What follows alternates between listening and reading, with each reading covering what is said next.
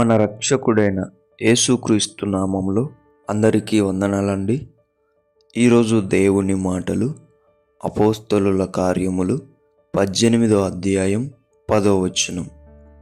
నేను నీకు తోడై ఉన్నాను, నీకు హాని చేయుటకు నీ మీదికి ఎవడునూ రాడు. ప్రియ దేవుని బిడ్డలారా, దేవుడు ఏదన్నా మీకు తెలియజేశాడంటే అది చెప్పడానికి మీరు అస్సలు వెనకడుగు వేయకండి, మీరు భయపడకండి. దేవుడు మిమ్మల్ని పిలుస్తున్నాడు అంటే ఆయన మాటకు లోబడటానికి భయపడకండి. దేవుడు ఏదన్నా చేయమన్నాడంటే వెంటనే చేస్తాను ప్రభువా అనేదే మన నోటిలో నుంచి రావాలా. దేనికి భయం అండి?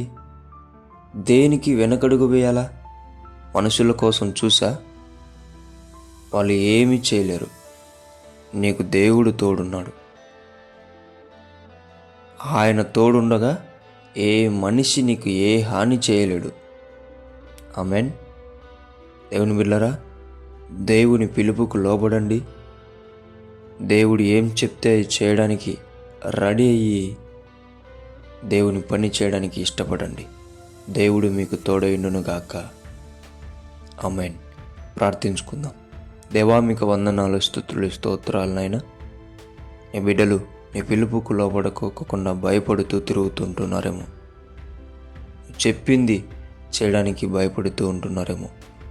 తండ్రి, వారిని ధైర్యపరచండి, వారిని బలపరచండి. నీ నామంలో వారిని నిలబెట్టి నడిపించమని యేసు నామములో ప్రార్థిస్తున్నాం తండ్రి. ఆమేన్.